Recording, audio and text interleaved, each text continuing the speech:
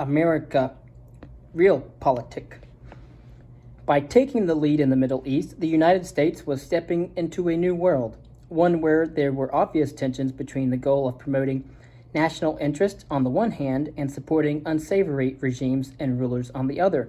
Within weeks of Mossadegh being toppled, the State Department set about lining up American oil companies to take over Anglo-Iranians' oil wells and infrastructure. Few were keen to do so, preferring to steer well clear of the uncertainties that seemed likely to follow the Shah's return. The fact that the latter was contemplating having his former prime minister executed as a means of calming the situation was hardly a promising sign. It did not help that oil production elsewhere was rising, or that there were new opportunities that promised to be the foundation of great fortunes, which were indeed to prove far greater than made by Knox d'Arcy. Weeks before Mossadegh's fall, a company controlled by J. Paul Getty made a huge strike described as somewhere between colossal and history-making in the neutral zone between Saudi Arabia and Kuwait. By comparison, becoming involved in the poisonous politics of Tehran was understandably unattractive to a corporation. For the U.S. government, on the other hand, it was not just a priority, but a necessity. Iran had all but stopped exporting oil during the crisis of the early 1950s. If it did not resume production soon, the country's economy would crumble, which would likely open the door to subversive factions that might tip the country towards the Soviet Union. The drying up of supplies and the rising prices would also have an unwelcome impact on Europe as it tried to rebuild in the post-war period. The State Department therefore began a sustained campaign to encourage the major U.S. producers to form a consortium to take over Anglo-Iranians' interests, intimating darkly that their concessions in Kuwait, Iraq, and Saudi would be in jeopardy if no action were taken. The U.S. government now played ringmaster as it cajoled American corporations to cooperate. As one senior oil executive put it, from a strictly commercial point of view, our company has no particular interest in getting involved in the Iranian oil industry, but we are very conscious of the large national security interest involved. We are therefore prepared to make all reasonable efforts to help. We would never have got entangled in Iran, said another oilman, if the government had not really beat us on the head. The efforts to step into Anglo-Iranians' position and to keep Iran stable were complicated by the fact that the very oil companies being asked to act as a tool of U.S. foreign policy were being prosecuted for breaking antitrust laws by the Department of Justice. Just as the message of preaching democracy had been revealed to a flexible one, so too did that of ensuring that American laws were upheld. Formal undertakings were therefore given by the Attorney General at the request of the National Security Council that the enforcement of the antitrust laws of the United States against the oil companies forming the consortium may be deemed secondary to the national security interest. In the spring of 1954, therefore, the oil companies received formal guarantees of immunity from prosecution. So important was control over Iran that the U.S. government was prepared to put its own legal code to one side. Encouraging the participation of American oil companies was just one part of a wider plan to prop up Iran and keep it out of the grasp of the Soviet Union. Concerted efforts went into social development projects, particularly in the countryside. Around 3/4 of the population were peasants, owing no land and with minimal incomes. They were trapped in a world where landowners were opposed to agrarian reform and where options were limited. Typical rates of credit on offer to small farmers ranged from 30 to 75%, levels that were all but guaranteed to strangle social mobility. Substantial funds were invested to address some of these issues. Microfinance schemes for small farm holders were set up by the Ford Foundation, the largest philanthropic organization in America. Support for the creation of cooperative endeavors enabled them to go from inefficient trading of their cotton harvests at local markets to selling them at considerably better prices to brokers in Europe. Pressure was heaped on the Shah and his ministers to engage properly with the concept of rural development, albeit with limited effect, and to the despair of those trying to convince senior politicians that failure to engage with illiteracy and inequality in the countryside would have long-term consequences. Direct aid from U.S. government rose sharply as well, rising from an annual average of 27 million USD in the years before the removal of Mossadegh to a figure nearly 5 times higher in the years that followed. The U.S. also provided grants and loans to help bankroll a massive dam on the Karaj River around 40 miles northeast of Tehran that was intended to substantially upgrade the electricity and water supply to the capital city, as well as to serve as a symbol of Iran's modernization and progress. Efforts like these were part of a systematic approach to strengthening other parts of the region. Although Iran's oil wealth made it particularly significant to the West, neighboring countries were also rising in importance as well because of their position along the Soviet Union's southern flank at a time when the Cold War was beginning to heat up. Of course, as you know, in the early 1950s was the start of the Korean War as well. The result was the construction of a belt of states between the Mediterranean and the Himalayas, with pro-Western governments that received considerable economic, political, and military support from the U.S. This slab of countries, christened the Northern Tier by the austere Secretary of State John Foster Dulles, served 3 aims: to act as a bulwark against the expansion of Soviet interests, to keep the resource-rich Gulf secure and continuing to pump oil to the West that would stimulate the recovery of Europe, while at the same time providing revenues that were important for local stability, and to provide a series of listening posts and military bases in case tensions with the Soviet bloc spilled into open conflict. In 1949, for example, a report prepared for the Joint Chiefs of Staff on South Asia noted that Pakistan might be required as a base for air operations against the central USSR and as a staging area for forces engaged in the defense of recapture of Middle East oil areas, while also pointing out that it was an obvious outpost from which to conduct covert operations against the Soviet Union.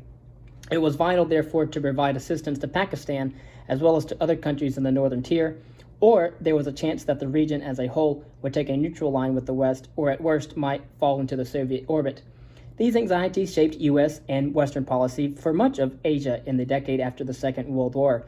In 1955, the swath of countries running from Turkey in the West through Iraq and Iran to Pakistan in the East were tied together in a single agreement that replaced a web of alliances with each other or with Britain, and became signatories of what was soon known as the Baghdad Pact.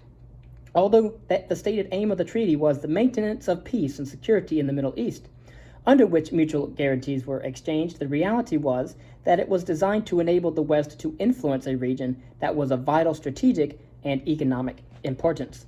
Despite the careful consideration that had been given to ensuring that local governments would act favorably, mistakes in Washington created opportunities for the Soviets. At the end of 1954, for example, a discreet approach by the Afghan leadership to the U.S. requesting assistance and arms was dismissed by the State Department. Instead of asking for arms, Prince Naim, brother of the Prime Minister, was told Afghanistan should focus on matters closer to home, such as resolving border disputes with Pakistan. The clumsy response intended to show support for a regime in Karachi that had recently been described by one military attaché as a strategic worldwide importance backfired immediately. The news had barely reached Kabul before the Soviets stepped in to say they were willing to provide military hardware and development funds, an offer that was quickly accepted. An initial grant of $100 million was followed by further awards that enabled bridges to be built, telecommunications to be modernized, and the road system expanded, including the highway between Kandahar and Herat. Money and expertise from Moscow were also responsible for constructing the 1.7-mile Salang Tunnel along a major road leading north to connect with Soviet Central Asia. This route, a symbol of Soviet-Afghan friendship, was the primary supply artery during the 1980s following the invasion of Afghanistan. Ironically, it also proved to be a vital part of the supply route, bringing U.S. and Allied convoys into the country in the early 21st century. A highway built to strengthen Afghanistan against the West became central to the efforts of the latter to build the former in its own image.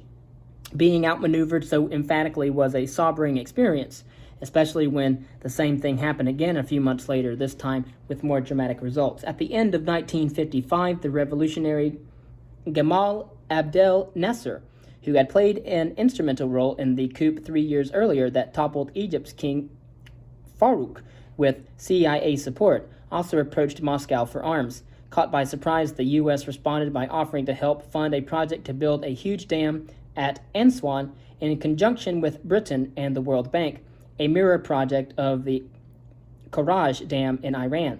There were high-level discussions between London and Washington about how else to modify Nasser, resulting in the promise of arms and pressure being applied to Israel to agree a treaty with Egypt, in the hope of improving the increasingly tetchy relations between the two countries. Nasser had been riled by the Baghdad Pact, which he saw as an impediment to Arab unity and a Western tool to preserve influence across the heart of Asia. Had the money and support been forthcoming, he might perhaps have been pacified, at least in the short term. As it was, the funding promises were withdrawn following concerns from U.S. congressmen that construction of a dam would lead to a surge in cotton production and a drop in prices that would affect American farmers. This self-interest proved fatal. It was the final straw. An expert in political brinkmanship, Nasser, described by the British Prime Minister Anthony Eden as being determined to become the Napoleon of the Arabs, now escalated the situation. He pointedly responded to the British Foreign Secretary's pompous comment in the spring of 1956 that the Suez Canal was an integral part of the Middle East oil complex, and vital to Britain's interest, with the retort that if it was the case, then Egypt should share in the profits of the canal, just as oil-producing states shared in oil revenues. He realized all too well that the West would stop at nothing to retain its assets, but calculated that nationalizing the canal would provide leverage which would, in the long run, only benefit Egypt. As American planners set out about calculating the possible impact of the closure of the canal on oil prices, leading figures in Britain slumped into a fog of doom and gloom.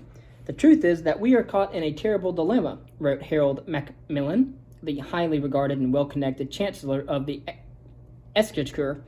If we take strong action against Egypt, as a result, the canal is closed, the pipelines to the Levant are cut, the Persian Gulf revolts, and oil production is stopped. Then the UK and Western Europe have had it. If nothing was done, on the other hand, Nasser would win hands down, and there would be catastrophic consequences elsewhere. All the countries of the Middle East would simply follow his lead and nationalize their oil industries. Nasser was taking up where Mossadegh had left off.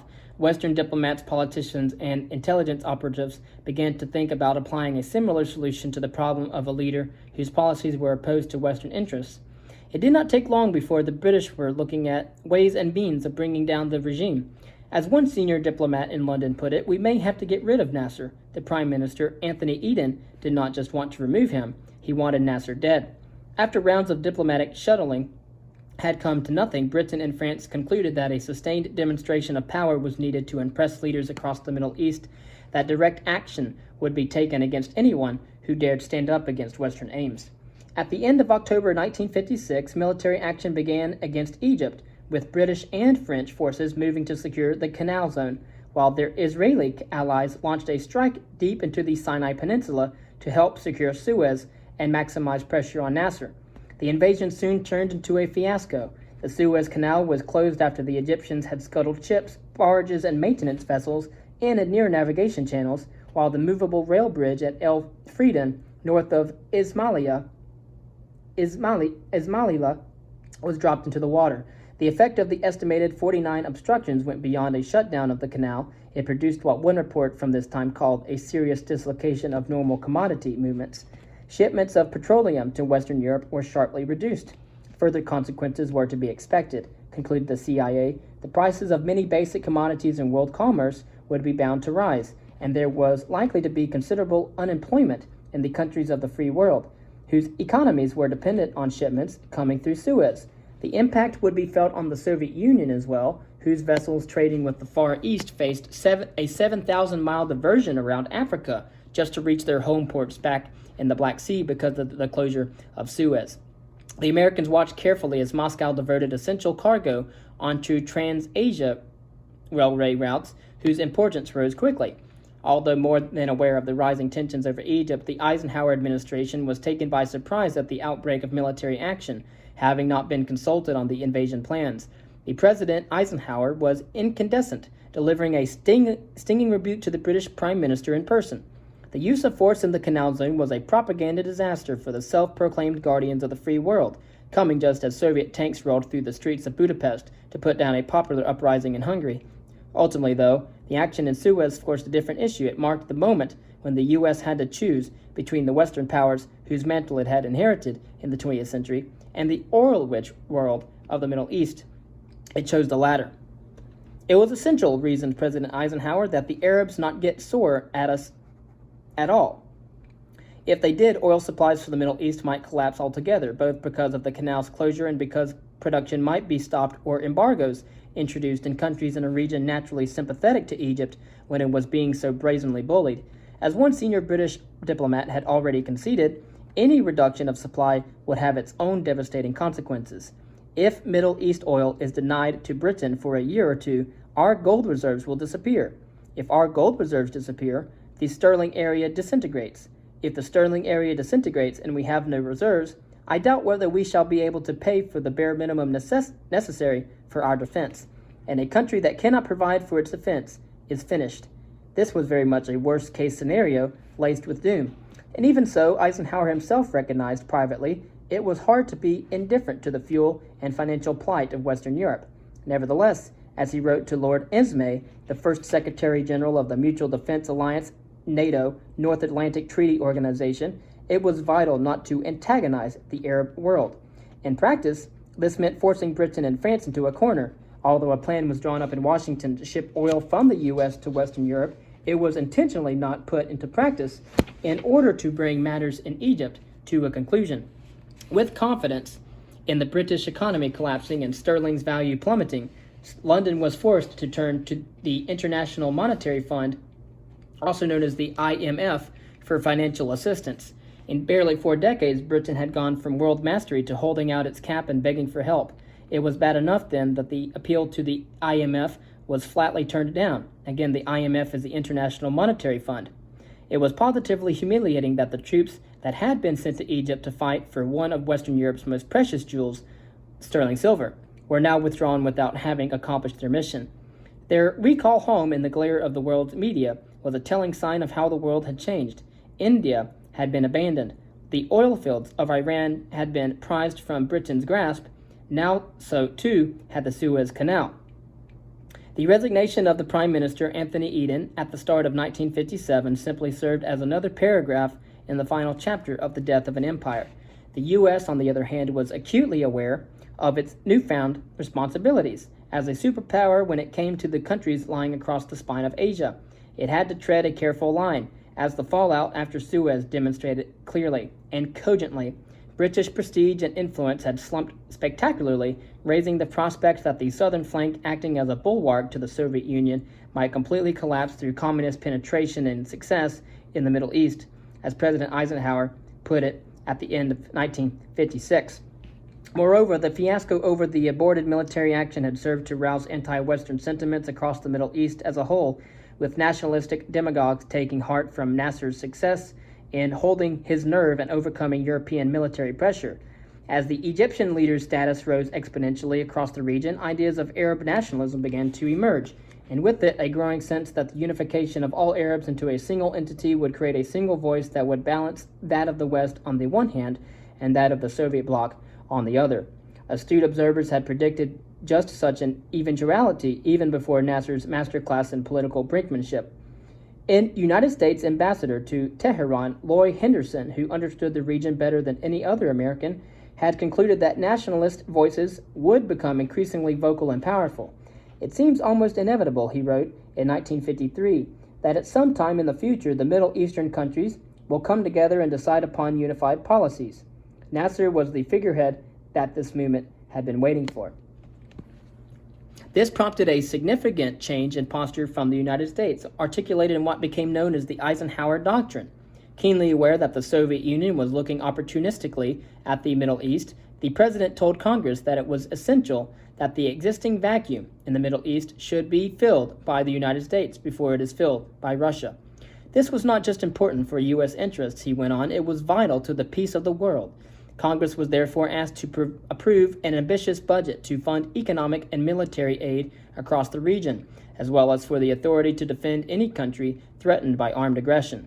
While one key purpose was to preempt the Soviet Union, it was also intended as an alternative to Nasser's vision, one that was attractive to countries which could see the benefits of receiving substantial disbursements of money from Washington.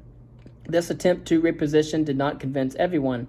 The Israelis were unimpressed by American attempts to improve relations with the Arabs and had little truck with assurances that they, too, would feel the benefits of the raised profile and role played by the U.S. These misgivings were understandable given the anger swirling around Israel, especially in Saudi Arabia and Iraq, in the wake of the botched intervention in Suez.